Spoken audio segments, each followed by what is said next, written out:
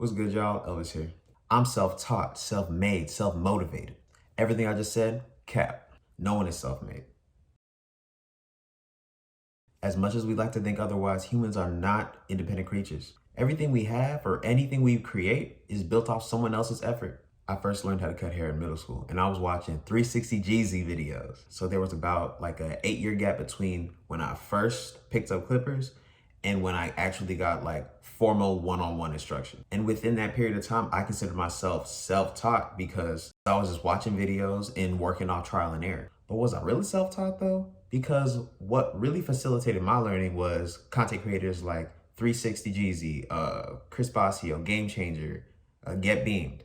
They took knowledge that they acquired, put it into their content, and curated a source of education for me. And that was just the beginning of my education. Once I started taking barbering super serious, went to barber school and started finding mentors and whatnot, I became less and less self-taught because I was learning directly from valuable sources of information that I didn't acquire. Human thought is derivative. The information that you have is built off of information that other people collected. The building blocks afforded to us were created by people before us. I didn't create a language. I'm glad somebody did though.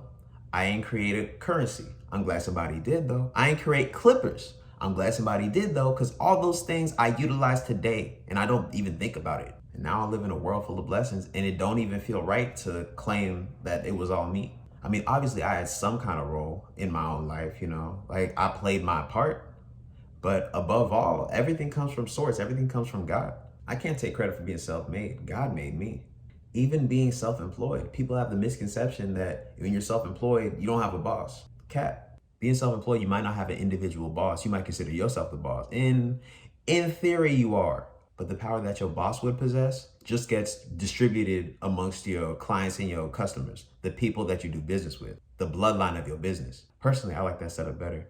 But the beauty in that is if one of your little bosses, who are clients or customers, has a problem with how you're performing or whatever, it's not that big of a deal. Like there's hundreds, thousands, millions of y'all, depending on what your business is or how well it's doing. One out of all of them, it's whatever. That's negligible. But if a bunch of your little bosses got a problem and they collectively come together, they can affect your reputation and to the rest of your bosses. Because now they actually got some power, they got some pull. And now since they got some leverage, you gotta accommodate them. This is about where this stops relating to me directly, because my barbering business is set up off of my work-life balance, my objectives, my purpose, which constantly keeps changing, especially because I'm not trading a good, I'm just doing a service and my time is finite. I can structure my business just like it's my way or no way. Some people find somebody else to cut your hair. But of course, I have a strong relationship with a lot of my clients. So a lot of them I try to accommodate, but if in trying to accommodate them, I'm over leveraging myself, my clients understand that there's a price that comes with that. My time is not free, especially my free time. My free time is priceless.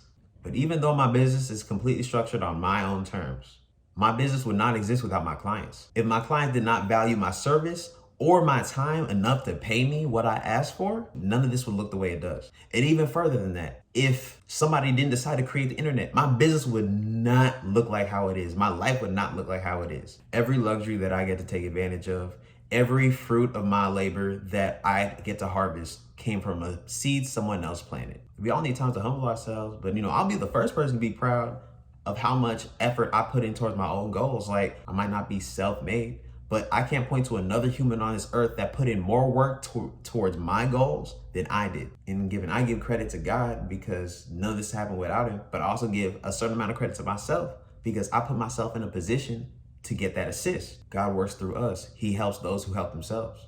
And just like how none of us are really self-made, the people that come after us won't really be self-made. In the future, our descendants or the people that we influence will be built off the blocks that we create. The fruit they harvest will come from the seeds we plant. How are you influencing the people around you? How are you trying to build yourself up to help influence and build other people up? I feel like where we mess up is that our perspectives become too individualistic and that we forget that we are a collective. For me in this world, I think the most important relationship I maintain is between myself and source or God, universe, whatever you want to call it. But at the same time, I believe that we are made in his image, that we are collectively God.